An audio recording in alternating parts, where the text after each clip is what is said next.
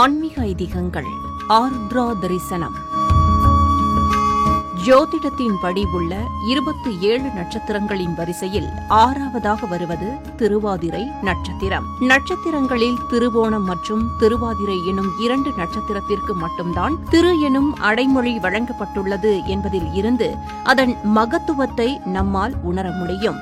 தமிழ் மொழியில் திருவாதிரை என்று கூறப்படும் நட்சத்திரத்திற்கு வடமொழியில் ஆத்ரா என்று பெயர். இதுவே ஆருத்ரா எனப்படுகிறது.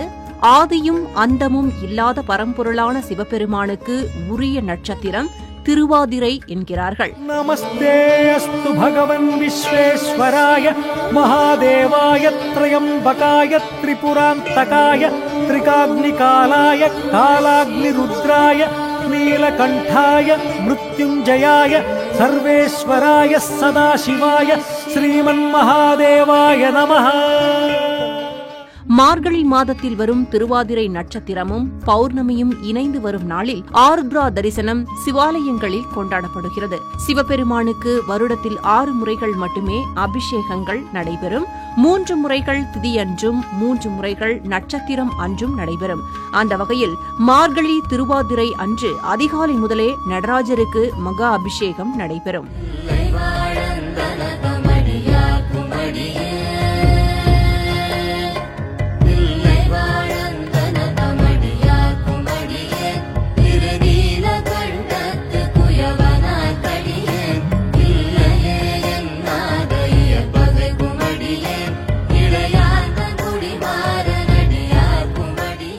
சிவபெருமான் பல இடங்களில் லிங்க வடிவில்தான் காட்சி கொடுப்பார். ஆனால் அவர் நடராஜர் ரூபத்தில் காட்சி கொடுக்கும் ஸ்தலங்கள் மிக குறைவுதான். அதிலும் ராமநாதபுரம் மாவட்டம் உத்தரகோசமங்கை திருத்தலத்தில் உள்ள நடராஜரின் சிலையானது முழுவதும் மரகத கல்லினால் செய்யப்பட்ட சிறப்பு வாய்ந்த சிலையாகும். பொதுவாக நடராஜர் அனைத்து நாட்களிலும் சந்தனக்காப்பு சாத்தப்பட்டு காட்சியளிப்பார்.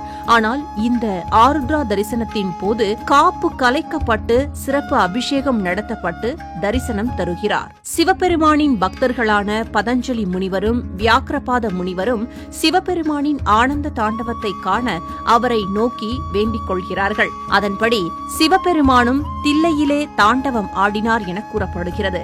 சிவம் என்றால் அனைத்தையும் தனக்குள் அடக்கி அசையாது இருப்பதாகவும், அதுவே நடராஜர் என்றால் ஆனந்த நடனமாடி உலகின் அனைத்து இயக்கங்களுக்கும் ஆற்றலாக இருப்பவர். சிவபெருமான் ஆடிய அந்த நாள்தான் மார்கழி திருவாதிரை நட்சத்திரமும் பௌர்ணமி திதியும் ஆகும். அதனால்தான் மார்கழி ஆருத்ரா தரிசனம் சிறப்பு வாய்ந்ததாக கூறப்படுகிறது.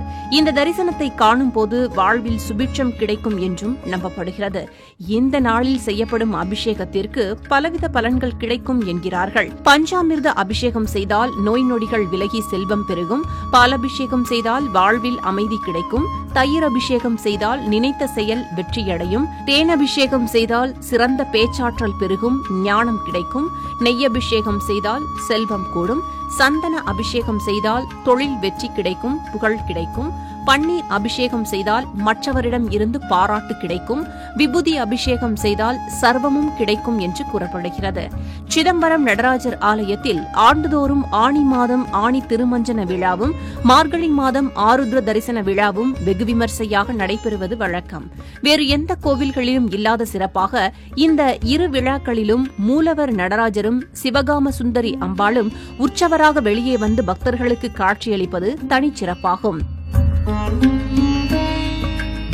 இதே நாளில்தான் மாணிக்கவாசகரின் திருவெம்பாவை நிறைவுற்று அவர் ஈசனை தரிசித்தார். அதேபோல இன்றுதான் ஈசன் தேவலோக பசுவான காமதேனுவுக்கும் தரிசனம் தந்து அருள் புரிந்ததாக ஐதீகம். இந்நாளிலேயே பார்வதி தேவியின் தவத்தில் மகிழ்ந்து அவரை மணக்க சிவபெருமான் சம்மதம் கூறிய நாளாக கருதி இன்று கன்னிப்பெண்கள் தங்களுக்கும் நல்ல கணவன் கிடைக்க வேண்டி வழிபடுகின்றனர். இந்த நாளில் அதிகாலையில் எழுந்து நீராடி வீட்டின் பூஜையறையில் நெய்விளக்கு ஏற்றி வைத்து நம் வேண்டுதல்களை சிவபெருமானிடம் சமர்ப்பித்து மனதார வேண்டிக் கொள்வோம். நமஸ்தே அஸ்து பகவன் விஸ்வேஸ்வராய மகாதேவாய த்ரயம்பகாய திரிபுராந்தகாய திரிகாக்னிகாலாய காலாக்னிருத்ராய நீலகண்டாய மிருத்யுஞ்சயாய சர்வேஸ்வராய சதாசிவாய ஸ்ரீமன்மகாதேவாய நமஹ. மாலையில் அருகில் உள்ள சிவன் கோவில்களுக்கு சென்று சுவாமியை தரிசிக்கலாம். இதனால் நம் வேண்டுதல்கள் நிறைவேறும், குறைகள் எதுவாக இருந்தாலும் தீருமாம். அதோடு வீட்டில் செல்வம் சேர்ந்து கொண்டே இருக்கும். ஆருத்ர தரிசன நாளில் ஆதியந்தம் இல்லாத அம்மையப்பனை வணங்குவோம், வளமுடன் வாழ்வோம். ஆன்மீக ஐதீகங்கள். ஆருத்ரா தரிசனம்.